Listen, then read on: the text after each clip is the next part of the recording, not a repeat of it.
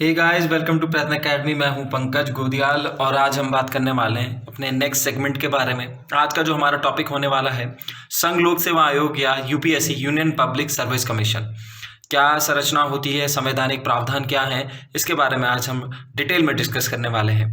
अगर आप हमारे चैनल पर नए हैं तो प्लीज़ चैनल को सब्सक्राइब करना ना भूलें और बेल आइकन को प्रेस करना ना भूलें। बने रहें वीडियो के अंत तक। तो जैसे कि जो संघ लोक सेवा आयोग है, क्या काम होता है, संवैधानिक क्या प्रावधान है।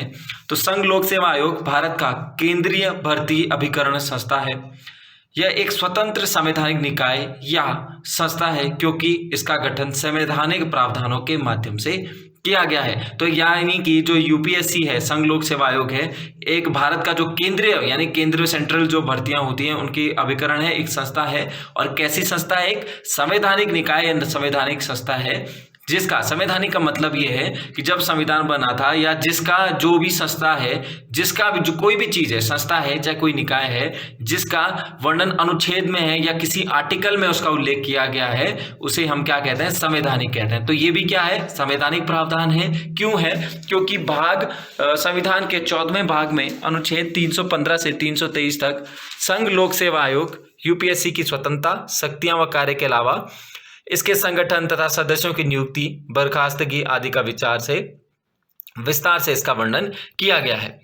अगर हम संरचना की बात करें कि स्ट्रक्चर क्या होता है यूपीएससी का, तो आयोग में एक अध्यक्ष व कुछ अन्य सदस्य होते हैं जो भारत के राष्ट्रपति द्वारा नियुक्त किए जाते हैं। तो यानी जो यूपीएससी का जो अध्यक्ष होता है या उसके जो सदस्य होते हैं उनकी नियुक्ति सीधा कौन करता है? राष्ट्रपति के द्वारा की जाती है। संविधान में आयोग की संख्या का कोई उल्लेख नहीं है, यानी जो हमारा संविधान है वहां पर कोई ऐसी निश्चित प्रकार की कोई संख्या नहीं है कि इतनी ही होनी चाहिए। यह राष्ट्रपति के ऊपर छोड़ दिया गया है कि वो आयोग की संरचना का निर्धारण करता है। ठीक है, यानी टोटली भाई नियुक्ति भी कौन करेगा? राष्ट्रपति ही करता है। कितनी संख्या होगी ये राष्ट्रपति ही निर्धारित करता है कि भाई कितनी संख्या होनी चाहिए, क्या स्ट्रक्चर होना चाहिए, ये निर्धारण भी सीधा सीधा राष्ट्रपति को सौंपा गया है। अगर हम साधारण तरह बात करें, सिंपल तरीके के हम देखें कि ज्यादातर जो देखा गया है अभी तक, तो आयोग में अध्यक्ष समेत 9 से 11 सदस्य होते हैं। इसके अलावा आयोग के सदस्यों के लिए भी योग्यता का उल्लेख नहीं है। भाई यहाँ पर देखो, कोई क्वालिफिकेशन या कोई ऐसी कोई पर्टिकुलर योग्यता नहीं है। जैसे हमने कुछ पदों पर हमने देखा था, चाहे वो राष्ट्रपति हो, उपराष्ट्रपति हो और इस तरीके से कोई लोकसभा अध्यक्ष हो, तो यहाँ पर ऐसा कोई प्रावधान नहीं है कि कोई विशेष प्रकार की योग्यता होनी चाहिए या संख्या कितनी होनी चाहिए। ये सारा का सारा किसके ऊपर? राष्ट्रपति के ऊपर छोड़ा गया है। हालांकि यह आवश्यक है कि आयोग के आधे सदस्यों को भारत सरकार या राज्य सरकार के अधीन कम से कम 10 वर्ष काम करने का अनुभव होना चाहिए। संविधान ने राष्ट्रपति को अध्यक्ष तथा सदस्यों की सेवा की शर्तें निर्धारित करने का अधिकार दिया है, यानी उसकी सेवाएं क्या होनी चाहिए, क्या सेवा की शर्तें होनी चाहिए, चाहे अध्यक्ष हो या उसके सदस्य हो, ये अधिकार भी किसके पास है? राष्ट्रपति के पास ही सुरक्षित है। यानी ये अधिकार भी हमने राष्ट्रपति को दिया गया है। अगर हम थोड़ा सा कार्यकाल की देखें कि ये जो सदस्य होते हैं, ये जो अध्यक्ष होते हैं, क्या टाइम पीरियड होता है, क्या कितना इनका कार्यकाल होता है, तो आयोग के अध्यक्ष व सदस्य पद ग्रहण करने की तारीख से 6 वर्ष की अवधि तक या 65 वर्ष की आयु तक इनमें से जो भी पहले हो अपना पद धारण करते हैं। भाई चाहे 6 वर्ष यानी कार्यकाल, आप ये कह सकते हैं कार्यकाल होता है 6 वर्ष का, ठीक है, या फिर 65 साल, दो में से जो भी पहले हो तो अपना पद धारण करते हैं। दूसरा, वे कभी भी राष्ट्रपति के संबोधित कर त्यागपत्र दे सकते हैं। ठीक है, यानी जब चाहे अगर उन्हें लगता है कि भाई मैं अपना काम नहीं कर पा रहा हूं या मुझे ये पद छोड़ देना चाहिए, चाहे कोई भी कारण हो, तो वो स्वतः ही या खुद भी त्यागपत्र देकर, रिजाइन देकर राष्ट्रपति को देंगे, रिजाइन देकर क्या अपने पद से पदमुक्त हो सकते हैं। उन्हें कार्यकाल के पहले भी राष्ट्रपति द्वारा संविधान में वर्णित प्रक्रिया के माध्यम से हटाया जाता है। तो यानी कि भाई 2-3 तरीके से, या तो वो खुद त्यागपत्र दे देता है या उसकी अवधि पूरी हो जाती है, तो और या तो राष्ट्रपति भी उसे हटाया जा सकता है कि जो वर्णन संविधान में किया गया है।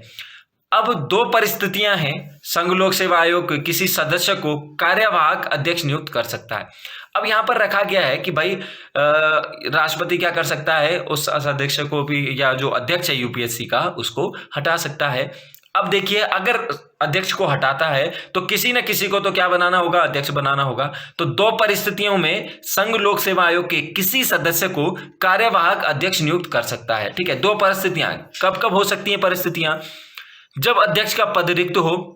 पहली चीज है, अध्यक्ष का पद रिक्त है तो भाई संघ लोक सेवा आयोग के सदस्य को कार्यवाहक अध्यक्ष नियुक्त किया जाए। जैसे हमने कार्यवाहक, हमारे पास क्या होता है, राष्ट्रपति या कार्यवाहक उपराष्ट्रपति या कार्यवाहक राष्ट्रपति जो होते हैं, इनसे हम लोग करते हैं या इनको बना दिया जाता है। उसी तरीके से जब अगर हम बात करें, ठीक है, जैसे कार्यवाहक राष्ट्रपति है, जो जब उपराष्ट्रपति होता है भारत का, तो अगर राष्ट्रपति नहीं है तो उपराष्ट्रपति क्या होता है, भारत का कार्यवाहक राष्ट्रपति के रूप में कार्यभार संभालता है। अगर दोनों ही पद उस समय रिक्त हैं तो सर्वोच्च न्यायालय का जो मुख्य न्यायाधीश है वो भी क्या करता है, कार्यवाहक राष्ट्रपति का पद पर रहता है, उसका पद का निर्वहन करता है। ठीक है, तो यहां पर या तो अध्यक्ष का पद रिक्त हो, दूसरी कंडीशन है जब अध्यक्ष अपना काम अनुपस्थित हो या अन्य दूसरे कारणों से नहीं आ पा रहा हो, तब कार्यवाहक अध्यक्ष नियुक्त कर सकता है। कार्यवाहक अध्यक्ष तब तक कार्य करता है जब तक अध्यक्ष पुनः अपना काम नहीं संभाल लेता या अध्यक्ष फिर से नियुक्त नहीं किया जाएगा। दो तरीके हैं भाई, या तो अध्यक्ष पुनः वापस काम पर आ जाएगा तो वो अपना कार्यवाहक से हट जाएगा, और यदि अध्यक्ष फिर से नियुक्त ना हो, ठीक है, तब तक रहेगा, या दोबारा से कोई अध्यक्ष जब तक नियुक्त नहीं होता तब तक वो पुराना वाला, यानी जिसको कार्यवाहक अध्यक्ष के रूप में नियुक्त किया गया वो भी नियुक्त हो सकता है। निष्कासन की अगर हम बात करें कि किस तरीके से हमने देखा था कार्यकाल की, अगर हम बात करें उसके अंतर्गत अगर हम देखें एक सब क्लॉज निष्कासन का, कि या तो कार्यकाल पूरा हो जाता है 6 वर्ष और 65 वर्ष की उम्र जो भी पहले हो, दूसरा त्याग पत्र दे देता है, तीसरा राष्ट्रपति द्वारा उसे संविधान में वर्णित आधार पर हटाया जाता है। तो क्या है, किन परिस्थितियों में हटा सकता है उस अध्यक्ष को या दूसरे सदस्यों को राष्ट्रपति? पहला है, अगर उसे दिवालिया घोषित कर दिया जाता है कि भाई उसे दिवालिया घोषित कर दिया गया, तब राष्ट्रपति उसे हटा सकता है। दूसरा, अपनी पदावधि के दौरान अपने पद के कर्तव्यों के बाहर किसी से वेतन नियोजन में लगा हुआ हो, ठीक है, यानी कि भाई अपने कर्तव्य जो हैं उससे बाहर वो किसी से वेतन ले रहा है, कुछ करप्शन कर रहा है, कुछ इस तरीके के कोई मामले उस पर लगते हैं, तब भी वो हटा सकता है। अगर राष्ट्रपति ऐसा समझता है कि वो मानसिक या शारीरिक अक्षमता के कारण पद पर बने रहने के योग्य नहीं है, तब भी उसे हटा सकता है। इसके अतिरिक्त राष्ट्रपति आयोग के अध्यक्ष या दूसरे सदस्यों को उनके कदाचार के कारण भी हटा सकता है। ठीक है, यानी कि अगर कोई कदाचार के कोई लगता है या कोई आरोपित होता है कदाचार के आधार पर, तो तब भी आयोग के अध्यक्ष या दूसरे सदस्यों को राष्ट्रपति हटा सकता है। किंतु ऐसे मामलों में राष्ट्रपति को यह मामला जांच के लिए उच्चतम न्यायालय में भेजना होता है। अब यहां पर एक चीज थोड़ा समझने लायक बात है कि भाई राष्ट्रपति हटा तो सकता है, लेकिन सबसे पहले उच्चतम न्यायालय में इसको क्या होगा, इस मामले की जांच को भेजना पड़ता है। जैसे हमने राज्यपाल में पढ़ा था कि भाई राष्ट्रपति जब चाहे राज्यपाल को हटा सकता है, जब चाहे उसे स्थानांतरित कर सकता है, किसी से सलाह मशवरा की जरूरत नहीं होती है। ठीक है, लेकिन यहां पर अगर हमने इन आयोग के अध्यक्ष और सदस्यों को हटाना है तो सबसे पहले इस मामले को उच्चतम न्यायालय में भेजना होता है। अगर उच्चतम न्यायालय जांच के बाद बर्खास्त करने का परामर्श का समर्थन करता है तो राष्ट्रपति अध्यक्ष या दूसरे सदस्यों को पद से हटा सकते हैं। संविधान के इस उपबंध के अनुसार उच्चतम न्यायालय द्वारा इस मामले में दी गई सलाह राष्ट्रकारी के लिए, जो राष्ट्रपति है, माफ कीजिएगा, राष्ट्रपति के लिए बाध्य होती है। ठीक है, अगर ये सपोज कीजिए मामला उच्चतम न्यायालय के पास पहुंच गया है, उच्चतम न्यायालय ने इसकी जांच की और जांच करने के बाद पता चला कि ये मामला जो भेजा गया था राष्ट्रपति के द्वारा बिल्कुल सही है और इसका समर्थन करता है, तो उच्च न्यायालय द्वारा दी गई जो सलाह है वो राष्ट्रपति के लिए बाध्यकारी होती है और राष्ट्रपति को वो मानना ही होता है।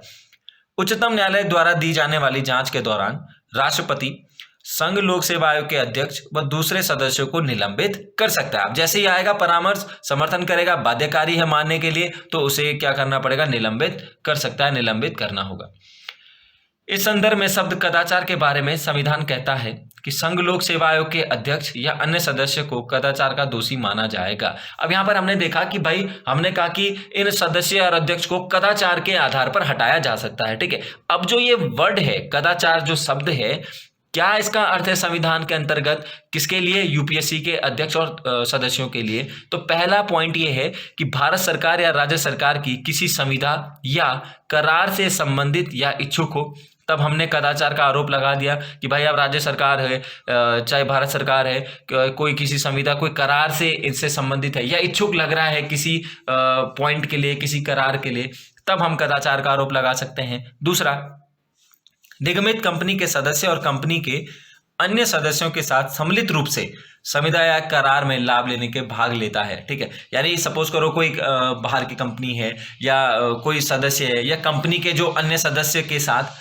सम्मिलित हो जाता है और कोई करार उनके साथ कर लेता है, कोई कॉन्ट्रैक्ट कर लेता है कि भाई अगर कंपनी का इतना प्रॉफिट होगा तो मुझे भी कुछ शेयर मिलेगा, मुझे भी कुछ लाभ मिलेगा। अगर उस लाभ में भाग लेता है तब भी उस पर कदाचार का आरोप लग सकता है।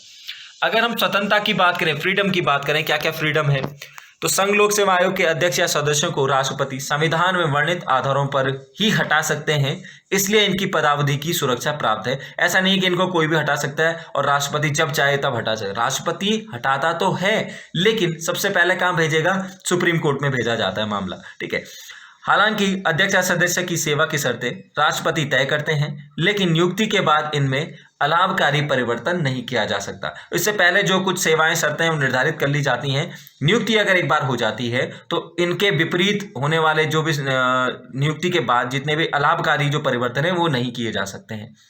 संघ लोक सेवा आयोग के अध्यक्ष या सदस्य को वेतन, भत्ते व पेंशन सहित सभी खर्चे भारत की संचित निधि से प्राप्त होते हैं और इस संचित निधि से जब ये पैसा निकाला जाता है इनके खर्चों के लिए तो संसद में मतदान नहीं होता।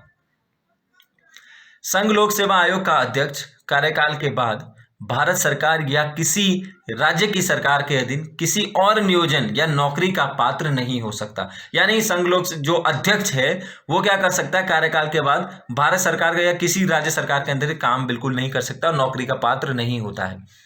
यूपीएससी का सदस्य, संघ लोक सेवा आयोग का सदस्य कार्यकाल के बाद लोक सेवा आयोग का अध्यक्ष या किसी राज्य सरकार के अध्यक्ष के रूप में नियुक्त होने का पात्र होगा, लेकिन भारत सरकार या किसी राज्य सरकार के अधीन नियोजन का पात्र नहीं होता है। संघ लोक सेवा आयोग का अध्यक्ष या सदस्य कार्यकाल के बाद में पुनः नहीं नियुक्त नहीं किए जा सकते, दूसरे कार्यकाल के लिए वो योग्य नहीं होते हैं। अगर हम इनके कार्यों की बात करें कि जो यूपीएससी है, जो ये जो संस्था है, इसके कार्य क्या होते हैं, क्या क्या काम करती है, तो पहला, यह अखिल भारतीय सेवाएं जो हमारे पास होती हैं, अखिल भारतीय जिन्हें हम सिविल सर्विसेज कहते हैं, तो अखिल भारतीय सेवाओं, केंद्रीय सेवाओं, केंद्र प्रशासित क्षेत्रों की लोक सेवाओं में नियुक्ति के लिए परीक्षाओं का क्या करती है, आयोजन करता है। जैसे आपको पता है सिविल सर्विसेज है जिनके अंदर हमारे पास आईपीएस आते हैं, आईएएस आते हैं, इनकी जो परीक्षाओं का आयोजन भी यूपीएससी कराता है। संघ लोक सेवा आयोग राज्य, दो या अधिक राज्य द्वारा अनुरोध करने को किसी ऐसी सेवाओं के लिए जिसके लिए विशेष अर्हता वाले अभ्यर्थी अपेक्षित हैं, उनके लिए संयुक्त भर्ती की योजना व प्रवर्तन करने में सहायता करता है। तीसरा, यह किसी राज्यपाल के अनुरोध पर राष्ट्रपति की स्वीकृति के उपरांत सभी या किन्हीं मामलों पर राज्यों को भी क्या कर सकता है, सलाह प्रदान कर सकता है, सलाह दे सकता है। लेकिन कब, जब राज्यपाल के अनुरोध पर, अगर राज्यपाल को अनुरोध करता है, राष्ट्रपति की स्वीकृति मिल जाती है तो इसके उपरांत भी ये राज्यों को सलाह प्रदान कर सकता है। संघ लोक सेवा आयोग हर वर्ष अपने कामों की रिपोर्ट राष्ट्रपति को देता है। राष्ट्रपति इन रिपोर्ट को जिन मामलों में आयोग की सलाह स्वीकृत नहीं की गई हो उनके कारणों को नियुक्त ज्ञापन को संसद के दोनों सदनों के सम्मुख प्रस्तुत करता है। अस्वीकृति के ऐसे सभी मामलों को संघ कैबिनेट की नियुक्ति समिति द्वारा स्वीकृत कराया जाना चाहिए। किसी स्वतंत्र मंत्रालय या विभाग को संघ लोक सेवा आयोग के परामर्श को खारिज करने का अधिकार नहीं है। यानी कोई किसी को स्वतंत्र मंत्रालय है, कोई विभाग है को जो संघ लोक सेवा आयोग है, अगर उसने कोई परामर्श दिया है तो उसको खारिज करने का अधिकार उसके पास बिल्कुल भी नहीं है। क्या सीमाएं हैं, क्या बाउंडेशन है इनकी कि अपनी सीमा से बाहर कोई कार्य नहीं कर सकते, ठीक है। तो और कौन से ऐसे विषय हैं जिन पर ये लोक सेवा आयोग से परामर्श नहीं किया जा सकता, ठीक है, यानी उनका परामर्श नहीं लिया जाता, उनके अधिकार क्षेत्रों से बाहर आते हैं। तो सबसे पहला है पिछड़ी जाति की नियुक्तियों पर आरक्षण देने के मामले पर, सेवा व पदों की नियुक्ति के लिए अनुसूचित जाति व जनजातियों के दावों को ध्यान में रखने हेतु आयोग या प्राधिकरण की अध्यक्षता या सदस्यता, उच्च न्यायालयिक उच्च पद, ग्रुप सी डी सेवाओं के अधिकतर पदों के चयन से संबंधित मामले इनके अधिकार क्षेत्र से बाहर आते हैं। किसी पद के लिए अस्थायी या स्थानापन्न नियुक्तियां, अगर वह व्यक्ति 1 वर्ष से कम के लिए पद धारण करता है। ये भी इनके अधिकार क्षेत्र से बाहर आता है। राष्ट्रपति संघ लोक सेवा आयोग के दायरे के किसी पद, सेवा व विषय को हटा सकता है। यानी कि जो संघ लोक सेवा आयोग है, अगर इसके दायरे में कोई पद आते हैं जिनके ऊपर ये नियुक्ति करता है, कुछ सेवाएं हैं जो ये यूपीएससी अपनी सेवाएं देता है, कुछ सब्जेक्ट जो पर्टिकुलर इसके अंदर रखे गए हैं, राष्ट्रपति उसे हटा सकता है। संविधान के अनुसार राष्ट्रपति अखिल भारतीय सेवा, जिसे हम सिविल सर्विसेज कहते हैं, केंद्रीय सेवा व पद के संबंध में नियमन बना सकता है, जिसके लिए संघ लोक सेवा आयोग से परामर्श की आवश्यकता नहीं है। ठीक है, अब देखो यहां पर यह कहा जा रहा है कि राष्ट्रपति चाहे, संविधान के अनुसार अगर हम बात करें तो राष्ट्रपति जो अखिल भारतीय सेवाएं होती हैं, केंद्रीय सेवाएं होती हैं, ठीक है, इनके पदों के समय में या नियमन अगर कोई बढ़ाना है, कोई घटाना है, तो राष्ट्रपति कर सकता है। संघ लोक सेवा आयोग की वहां पर परामर्श की कोई भी आवश्यकता नहीं होती है, कोई भी वहां पर परामर्श नहीं लिया जाता। ठीक है, लेकिन इस तरह के अगर हम नियम बनाने हैं, इस तरह के कोई नियम को हमने बनाना है, कुछ चेंजेस करने हैं, तो राष्ट्रपति को कम से कम 14 दिन तक के लिए संसद के सदन में इसको रखना होगा, अगर हमें कोई चेंजेस करना है। ठीक है, और संसद इसे संशोधन भी कर सकती है इसमें, और इसको खारिज भी कर सकती है, संसद के पास अधिकार है। ठीक है, और ज्यादातर अगर हम बात करें तो राज्यसभा के पास ज्यादा अधिकार होता है इस चीज के लिए। ठीक है, अगर कंपेरिजन करें लोकसभा के परिप्रेक्ष्य में। ठीक है, तो यहाँ पर संघ लोक सेवा आयोग के जो परामर्श है उसकी आवश्यकता तो बिल्कुल भी नहीं है। राष्ट्रपति उसे चेंज कर सकता है, लेकिन खुद ही चेंज नहीं कर सकता। सबसे पहले 14 दिन, कम से कम 14 दिन के लिए संसद के सदन पटल पर रखना पड़ेगा। और संसद क्या करती है कि भाई या तो संशोधन कर सकती है या तो उसको खारिज कर सकती है, ये संसद के ऊपर बात होती है। ठीक है, तो ये हमारे पास था आज संघ लोक सेवा आयोग के बारे में, इसकी संरचना क्या है, भूमिकाएं क्या हैं, इसकी सीमाएं क्या हैं और किस तरीके से ये काम करता है, कौन कौन से सब्जेक्ट इसके अंतर्गत आता है, ये हमने यहाँ पर काफ़ी अच्छे से डिस्कस किया है। परीक्षा दृष्टिकोण से ये जो आर्टिकल्स यहाँ पर आपके सामने हैं बहुत ज़्यादा इंपॉर्टेंट है। जैसे 315 में लोकसभा आयोग के जो सदस्य हैं, संघ और राज्यों के लिए लोक सेवा आयोग है। 316 सदस्यों की नियुक्ति कार्यकाल, 317 उनकी बर्खास्तगी, उनका निलंबन किस तरीके से किया जाता है, ये सारी की सारी चीज़ें यहाँ पर रखी गई हैं। तो ये जो आर्टिकल्स हैं पेपर दृष्टिकोण से बहुत ज़्यादा इंपॉर्टेंट हो जाते हैं। Thank you so much guys, और बने रहिए हमारे चैनल के साथ। और अगर आप कुछ कमेंट हमें करना चाहते हैं या कुछ बात हमारे सामने या हमारे चैनल के माध्यम से रखना चाहते हैं तो प्लीज़ आप कमेंट बॉक्स में जाकर हमें कमेंट भी कर सकते हैं। Thank you.